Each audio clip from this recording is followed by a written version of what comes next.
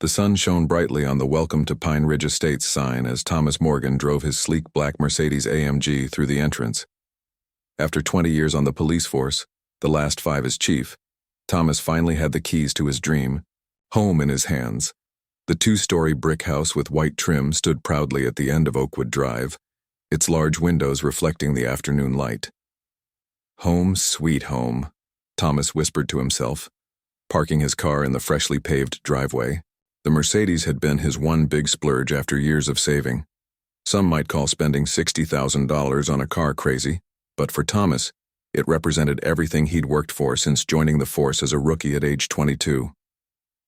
He stepped out of the car, running his hand along the smooth black paint. The neighborhood was quiet with well-kept lawns and colorful flower beds. Thomas had done his homework before buying here. Yes, there was a homeowners association, but he'd read through all the rules carefully. His car was parked properly in his own driveway, not blocking anything and certainly not breaking any regulations. As Thomas carried boxes from his car to the house, he noticed a woman across the street watching him. She stood with her arms crossed, a frown etched deeply on her face. When their eyes met, she quickly looked away and disappeared inside her house. Thomas shrugged it off. He'd meet the neighbors properly once he was settled in. That evening, as Thomas unpacked his kitchen supplies, there was a sharp knock at the door. He opened it to find a middle-aged woman with blonde hair pulled back in a tight ponytail. She wore a pink polo shirt with Pine Ridge HOA embroidered on the pocket. "I'm Diane Winters, head of the Homeowners Association," she said without offering her hand. "We need to talk about that car." Thomas smiled politely. "Nice to meet you, Diane. I'm Thomas. What about my car?" Diane's lips thinned as she looked past him toward the driveway. "It's too flashy for our neighborhood standards. We have rules about maintaining the proper image here." Thomas's smile didn't falter, but confusion crossed his face. "I've read through all the HOA guidelines. There's nothing in there about the type of car residents can own." "Well, some rules are unwritten," Diane said, lifting her chin. "That car brings down property values. It's too showy." Thomas took a deep breath. He'd dealt with difficult people throughout his career and knew better than to lose his cool. "I appreciate your welcome, but my car doesn't violate any HOA regulations. I made sure of that before moving in." Diane's eyes narrowed. "You're new here, so you don't understand how things work yet. I suggest you find somewhere else to park that thing or trade it in for something more appropriate." Before Thomas could respond, she turned on her heel and marched down his driveway. He watched her go, shaking his head slightly. In his years as a police officer, he'd learned to spot trouble from a mile away, and something told him Diane Winters was going to be exactly that. Thomas closed the door and returned to unpacking. He'd chosen not to mention his job during their first meeting. Experience had taught him that people acted differently around police officers, especially the chief. Some became overly friendly, others uncomfortably nervous. He preferred to be known as just Thomas, the new neighbor, at least for now. Looking out his front window at his beloved Mercedes sitting in the driveway, Thomas had no idea that this small encounter was just the beginning. In the coming weeks, that car would become the center of a neighborhood storm, one that would reveal just how far some people would go to enforce rules that didn't exist, and how dangerous it could be to make enemies without knowing who they really were. Little did Diane know she had just picked a fight with the last person in town she should have crossed. The first rays of morning sunlight peeked through Thomas's curtains as he sipped his coffee, gazing out at his new neighborhood. It had been 3 days since his uncomfortable first meeting with Diane, and he was hoping things would settle down. The peaceful morning was interrupted by the sharp sound of his doorbell. Thomas opened the door to find Diane standing there, a sheet of paper clutched in her hand. The tight smile on her face didn't reach her eyes. "Good morning, Thomas. I've brought you this." She thrust the paper toward him. Thomas took it, recognizing it as an official HOA warning notice. The violation listed was unapproved vehicle on premises. "Diane, we've already discussed this. There's nothing in the HOA bylaws about what kind of car residents can drive," Thomas said calmly, years of dealing with difficult people helping him keep his voice level. I've called an emergency HOA meeting for tomorrow evening. The board agrees with me that your car's an issue, Diane declared, ignoring his point completely. If you check Section 12, Paragraph 3, it clearly states that all external property must maintain neighborhood aesthetics. Thomas raised an eyebrow. That's about lawn decorations and house paint colors, not vehicles. I've read every word of those bylaws. A flash of annoyance crossed Diane's face. Well, the board can vote to expand interpretations of existing rules.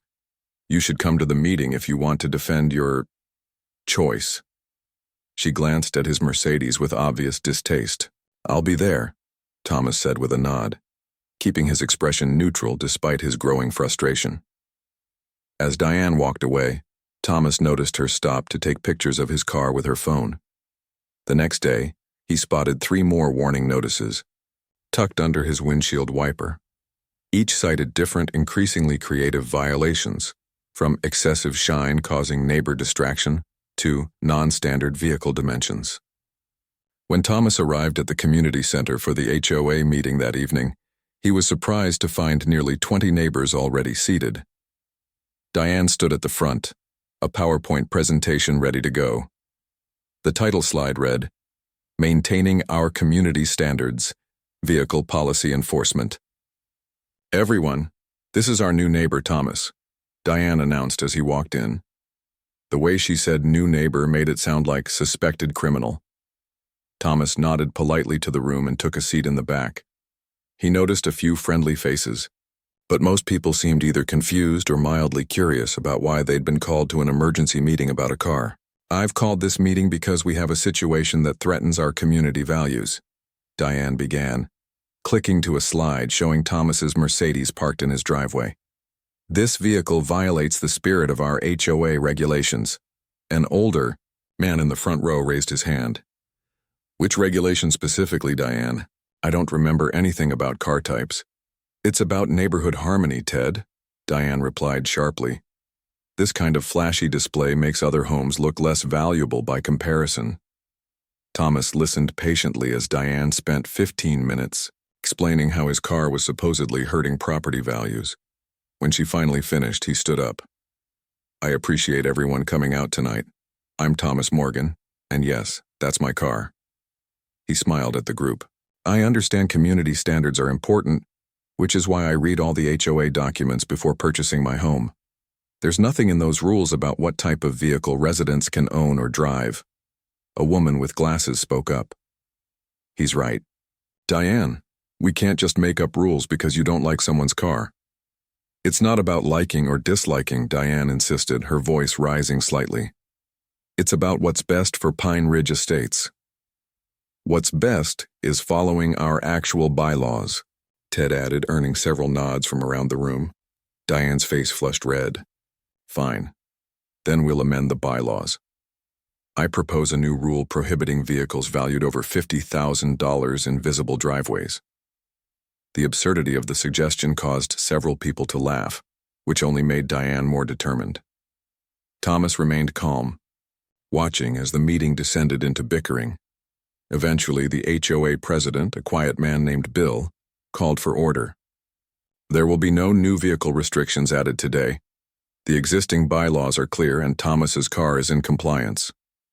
As the meeting broke up, several neighbors introduced themselves to Thomas, apologizing for the unnecessary drama. He chatted politely with everyone, still not mentioning his profession. Diane watched from across the room, her eyes narrowed. When Thomas finally left the community center, he found a new note on his windshield. This isn't over. Walking back to his car after the meeting, Thomas felt a mix of relief and concern.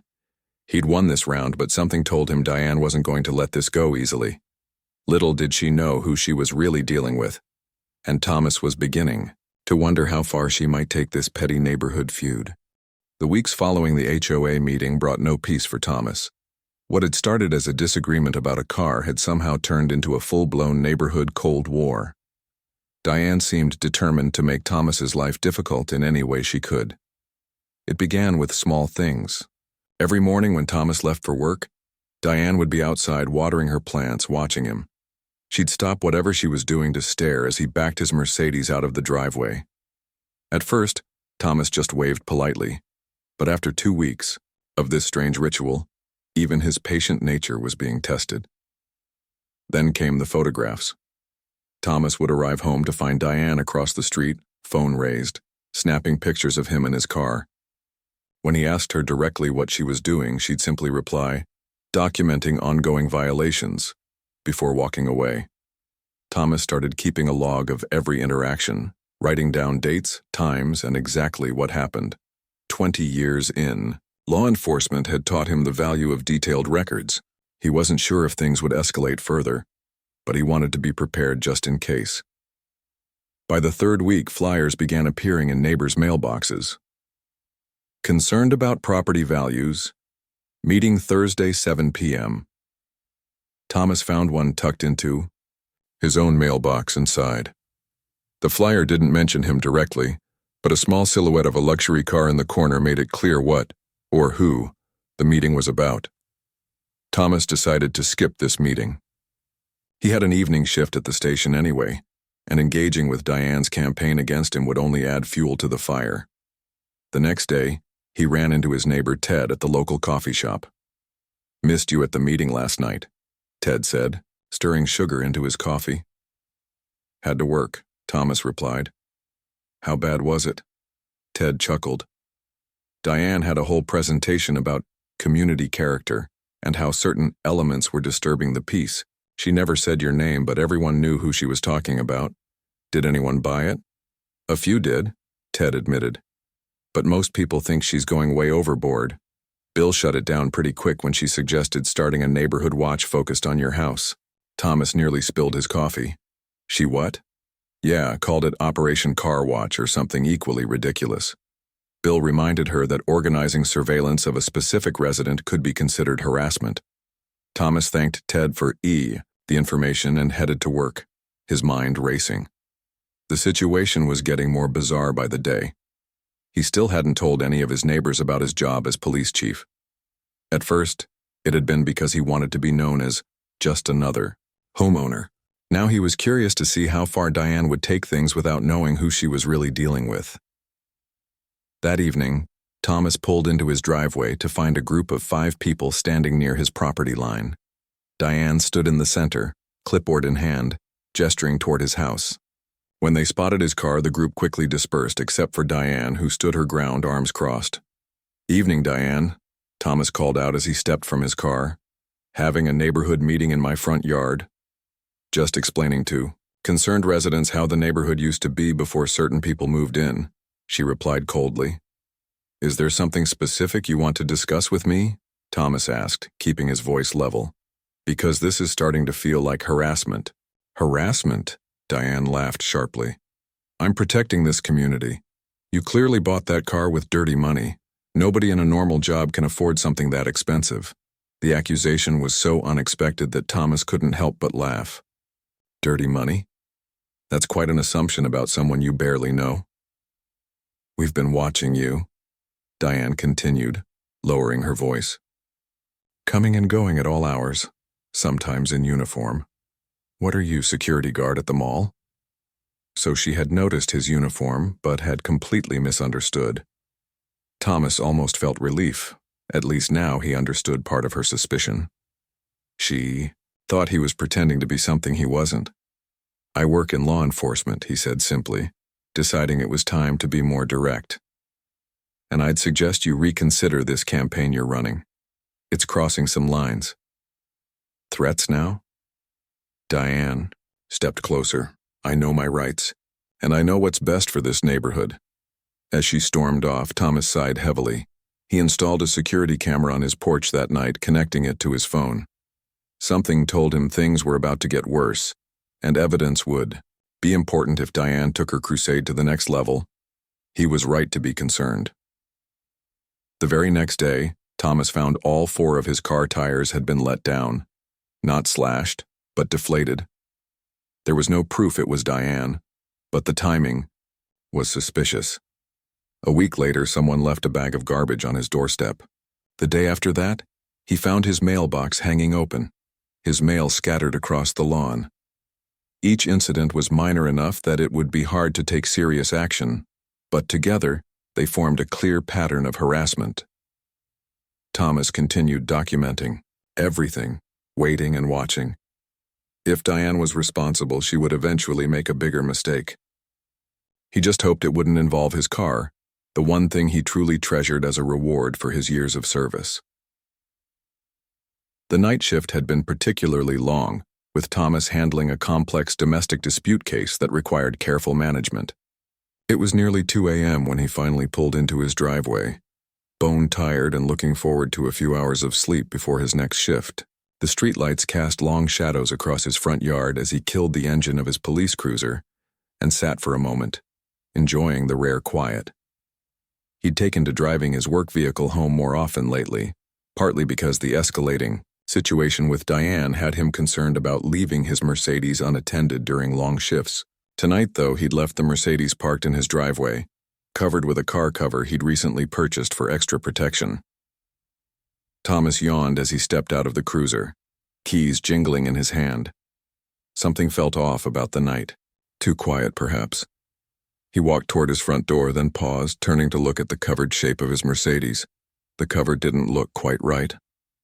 One corner had come loose, flapping slightly in the gentle night breeze. A sense of dread washed over him as he approached the car. Pulling back the cover, Thomas froze at what he saw. The sleek black paint of his beloved Mercedes was now marred by deep, jagged scratches running the entire length of both sides.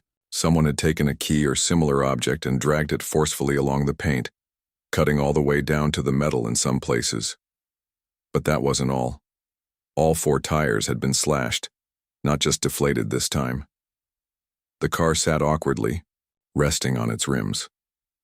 Worst of all, the hood showed signs of chemical damage, large, irregular patches where something caustic had eaten through the paint, leaving bubbled and discolored marks that would be impossible to buff out. "No, no, no," Thomas whispered, running his hand along the roof of the car, careful to avoid the damaged areas. The Mercedes had been more than just transportation to him. It represented years of sacrifice and hard work. Seeing it deliberately destroyed hit him harder than he expected. Taking a deep breath, Thomas forced himself to think like a police officer rather than a victim. He pulled out his phone and began taking photos of the damage from every angle, careful to document everything thoroughly.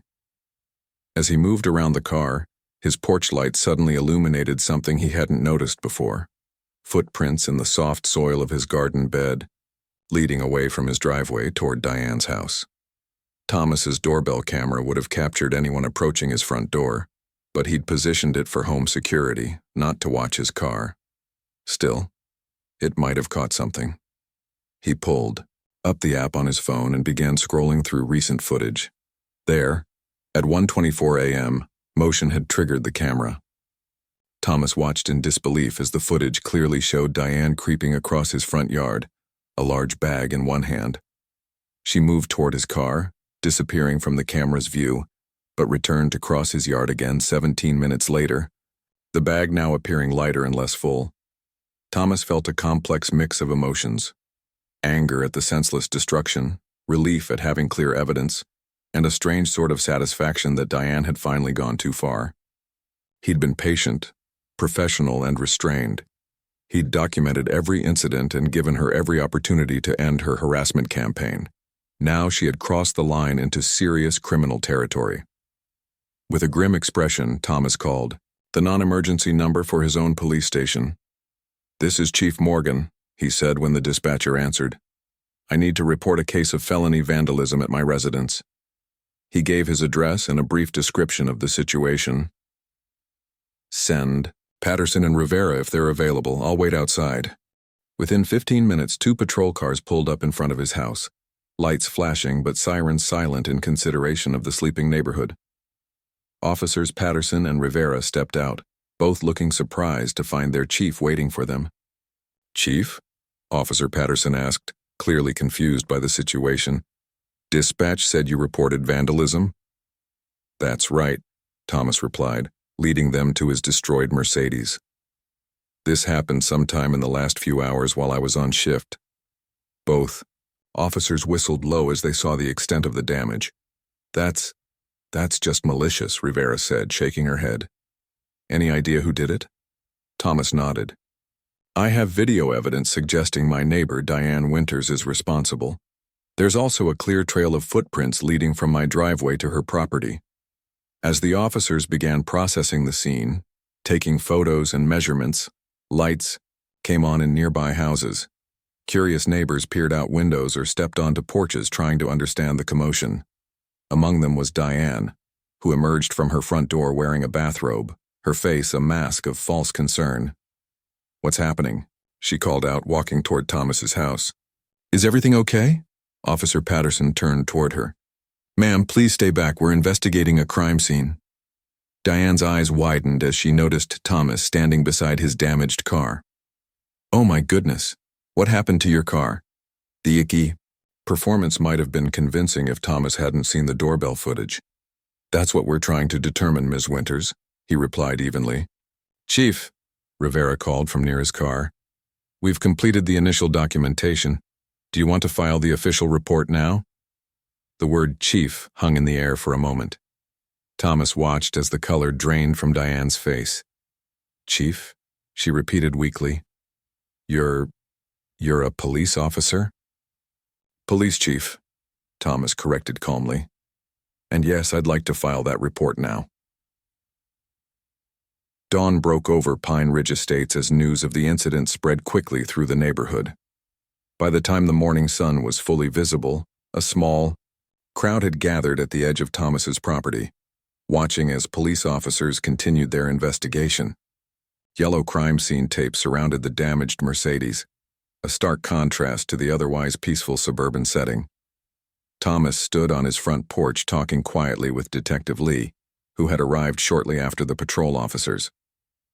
Though he could have taken charge of the investigation himself, Thomas knew better. To maintain the integrity of the case, he needed to be the victim, not the investigating officer. We've got clear footprints, Chief, Detective Lee said, flipping through his notes. And the video from your doorbell camera is pretty damning. We've already obtained a warrant to search Ms. Winters' property for the items seen in the video. Thomas nodded, watching as two officers approached Diane's front door. She had retreated inside after learning Thomas's true identity, refusing to answer any further questions without a lawyer present, a right Thomas had formally informed her of. Across the street, Ted and several other neighbors stood watching, their faces showing a mix of shock and fascination. Ted broke away from the group and walked over to Thomas. So, police chief, huh? Ted said, shaking his head in disbelief. No wonder you were so calm through all this. Thomas shrugged. I wanted to be known as just another neighbor, not for my job. Seems that backfired a bit. The car. Ted gestured toward the damaged Mercedes. How bad is it? Initial estimate is around $18,000 in damages, Thomas replied. The paint job alone will cost thousands, and the chemical she poured on the hood actually ate through to the metal in spots. Ted whistled low. That crosses the line into felony territory, doesn't it? Before Thomas could answer, commotion erupted from Diane's house. The officers were leading her out in handcuffs, her face a mask of outrage and fear. In the hands of a third officer was a clear evidence bag containing an empty bottle of drain cleaner and a car key with black paint still visible on its edge. This is ridiculous, Diane shouted, trying to pull away from the officers. I was enforcing HOA rules. Detective Lee stepped forward. Ms. Winters, you're being arrested for felony vandalism and criminal mischief. We found the items used in the commission of the crime in your home, and we have video evidence of you at the scene. That car was violating neighborhood standards, Diane insisted. As they guided her toward a waiting patrol car, her eyes found Thomas standing on his porch. You tricked me. You never said you were a cop. Police chief, Thomas corrected calmly. And I don't recall you ever asking about my occupation. The crowd of neighbors watched in stunned silence as Diane was placed in the back of the patrol car. As the car pulled away, murmurs broke out among the gathered residents. Thomas could hear snippets of conversation, expressions of disbelief, stories of their own run-ins with Diane, and repeated mentions of his position as chief of police. Bill, the HOA president, approached Thomas with an extended hand. Chief Morgan, I want to apologize on behalf of the whole neighborhood. We had no idea she would take things this far. Thomas shook the offered hand. No need to apologize. This isn't on the neighborhood or the HOA. Still, Bill continued, if we'd taken your complaints about her behavior more seriously earlier. Let's just focus on moving forward, Thomas suggested. I've dealt with difficult people my whole career. Usually they back down before doing something this extreme.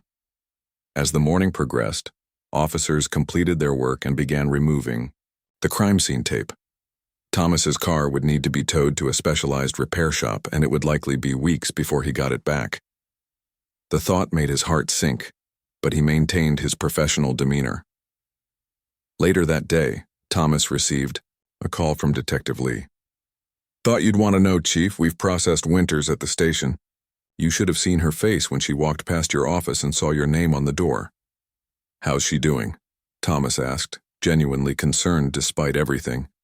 Reality's setting in, I think. Her lawyers explained the seriousness of the charges. With the evidence we have, she's looking at significant consequences. After hanging up, Thomas sat on his porch swing, watching as the tow truck finally arrived to take away his damaged Mercedes. Several neighbors had stopped by throughout the day, offering support and apologizing for not believing his earlier complaints about Diane's behavior. The car's removal felt strangely final, like the closing of a chapter. Thomas had spent years saving for that car, treating himself after decades of service. Seeing it damaged so maliciously had hit him harder than he wanted to admit. As twilight settled over the neighborhood, Thomas realized that, ironically, his attempt to be just another neighbor had failed completely. Now everyone knew exactly who he was. Not just Thomas Morgan, new resident, but Chief Morgan of the local police department. How that would change his place in the community remained to be seen. The courtroom buzzed with hushed whispers as Diane Winters was led in by a court officer. 3 weeks had passed since the night she had destroyed Thomas's car, and today was her first formal hearing. The small county courthouse was unusually crowded. Word had spread quickly through Pine Ridge Estates and beyond about the HOA enforcer who had vandalized the police chief's luxury car. Thomas sat in the front row, dressed in a simple navy suit rather than his uniform. He had decided against wearing his police attire to avoid any appearance of intimidation or undue influence. This was a matter for the courts to handle fairly, regardless of his position. The judge, an older woman with silver-rimmed glasses, called the courtroom to order. Case number 2025 CR 7842, State v. Diane Winters. Charges: felony vandalism, criminal mischief, and destruction of property. Diane stood beside her attorney, a nervous-looking man who kept adjusting his tie. The confident, self-righteous woman who had terrorized the neighborhood for months now appeared small and frightened in her gray pantsuit. Her hair, usually perfectly styled, looked flat and dull under the harsh fluorescent lights. "How does the defendant plead?" the judge asked. After a whispered conversation with her lawyer, Diane's voice barely carried across the room. "Not guilty, Your Honor." Despite the overwhelming evidence, Thomas wasn't surprised by the plea. People like Diane often couldn't admit when they'd gone too far, even when caught red-handed. The prosecutor outlined the state's case, the video evidence, the footprints, the chemical bottle and key found in Diane's home, and the estimated $18,000 in damage to Thomas's vehicle. When the prosecutor mentioned Thomas's position as police chief, Diane visibly flinched. Her attorney quickly requested a private conference with the judge, and the three of them disappeared into chambers for nearly 15 minutes. Ted, who had accompanied Thomas to the hearing, leaned over and whispered, "$10 says they're discussing a plea deal."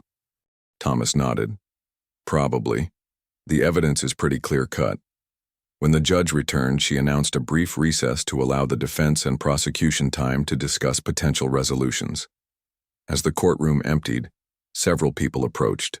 "Thomas, some offering support, others just curious about the case." "Is it true she poured acid on your car?" one woman asked. "Drain cleaner," Thomas corrected.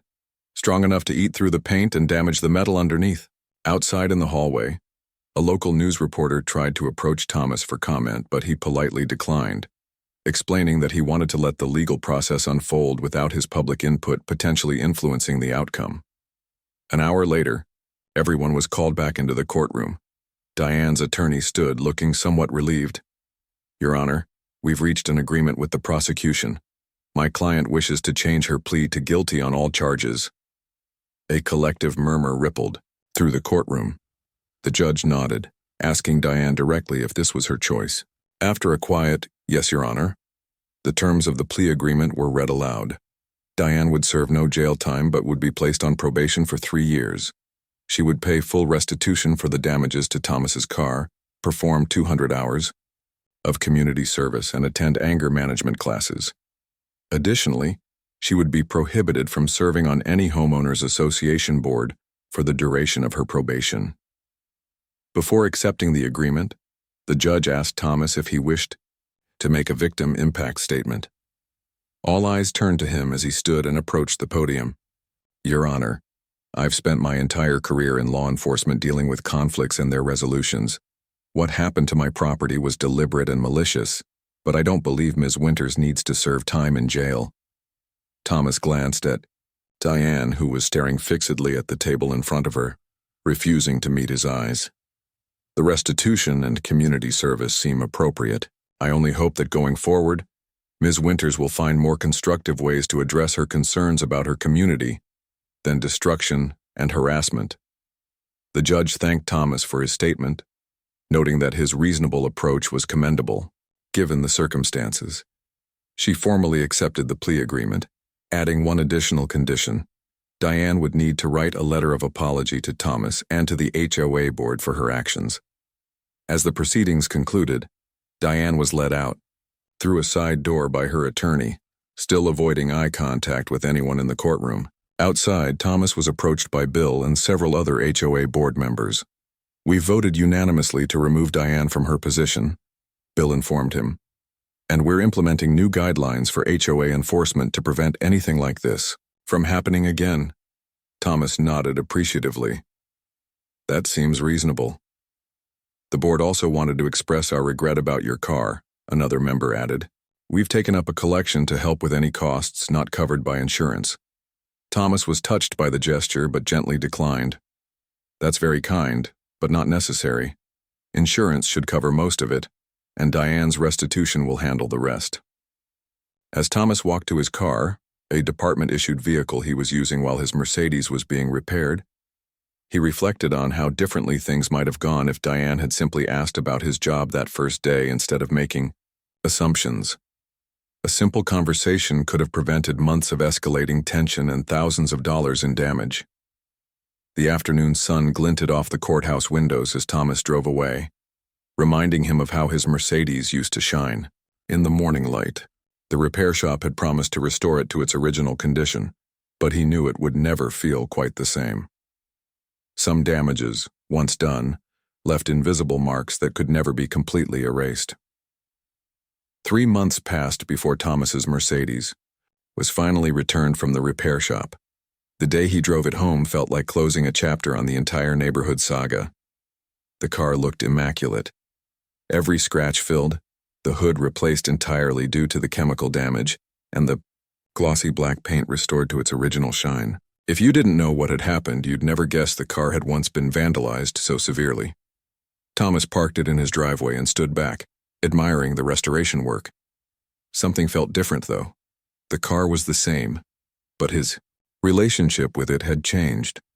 What had once been a private symbol of his professional achievements now carried a very public story. As Thomas walked to his front door, Ted called out from across the street, waving as he crossed over.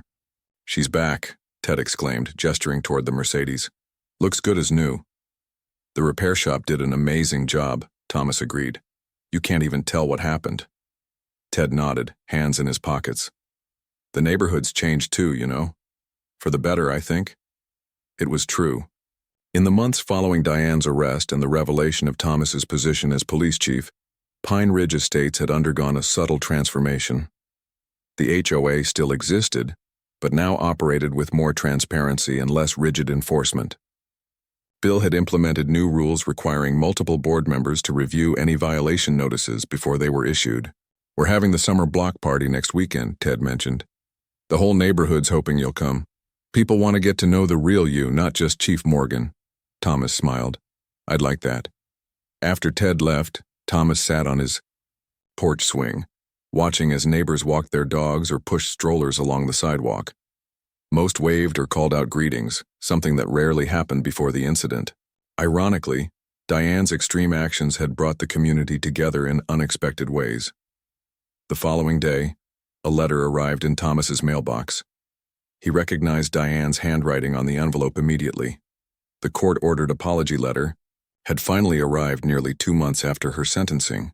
Thomas took it inside and opened it, curious about what she might say. The letter was brief but surprisingly sincere. Diane acknowledged her actions were inexcusable and driven by pride and misplaced authority. She explained that the anger management classes had helped her recognize patterns of controlling behavior that had affected many areas of her life. The letter ended with a simple request, not for forgiveness, which she acknowledged might be impossible, but for a chance to make amends through her community service and changed behavior. Thomas folded the letter and placed it in his desk drawer. He wasn't sure how he felt about it yet, but the fact that she had taken responsibility was a positive step. Over the next few weeks, Thomas heard through the neighborhood grapevine that Diane had been spotted picking up trash along the community park as part of her service hours. She had moved in with her sister in a nearby town, having sold her house in Pine Ridge shortly after the court case concluded. The new owners were a young couple with a toddler who seemed delighted with their home. The day of the neighborhood block party arrived with perfect summer weather. Thomas decided to walk rather than drive, leaving both his repaired Mercedes and his police cruiser in the driveway. As he approached the community center, he could hear music and laughter. Bill spotted him first, waving him over to a group of neighbors. "Chief Morgan, glad you could make it." "Please, just Thomas today," he replied with a smile. The afternoon passed pleasantly as Thomas met neighbors he hadn't yet had a chance to know. Children ran through sprinklers set up on the lawn, and the air smelled of grilled burgers and hot dogs. Several people asked about his car, expressing relief that it had been fully restored. As the sun began to set, Bill called for everyone's attention, standing on a small platform at one end of the gathering. "Before we wrap up today, I want to take a moment to acknowledge some changes in our community," he began. "The past year hasn't always been easy, but I believe we've learned some important lessons about what it means to be good neighbors." Murmurs of agreement spread through the crowd as Bill continued. "We're fortunate to have Thomas Morgan as part of our community," he said, gesturing toward Thomas. "Not just because he's our police chief, though that's certainly come in handy." This earned a ripple of laughter. "But because he showed us what real community leadership looks like. Even when faced with harassment and property damage, he remained fair and professional." Thomas hadn't expected to be singled out and felt slightly uncomfortable with the attention. Bill raised a glass in a toast. "To good neighbors and second chances," he said, "and to remembering that we never really know someone's story until we take the time to listen." As everyone raised their glasses, Thomas reflected on the strange journey that had brought him to this moment. His attempt to keep his professional life separate from his home life had backfired spectacularly, yet the end result wasn't what he would have expected. Instead of being set apart by his position, he had somehow become more integrated into the community. Later that evening, as Thomas walked home under the glow of streetlights, he passed his driveway and continued walking, enjoying the peaceful night. His phone buzzed with a message from Detective Lee. Diane had completed her first month of probation without incident and had already fulfilled nearly half her community service hours. Thomas put his phone away and looked up at the stars. People were complicated, neighborhoods were complicated, and sometimes justice and redemption took unexpected forms. His Mercedes sitting in the driveway was more than just a car now. It had become a reminder that appearances could be deceiving. Assumptions could be dangerous, and that sometimes the most valuable thing wasn't what you owned, but how you treated the people around you. As he finally turned back toward home, Thomas felt a sense of peace. Pine Ridge Estates wasn't perfect, no community was, but it was becoming a true neighborhood. And despite everything that had happened, or perhaps because of it, He was glad to call it home.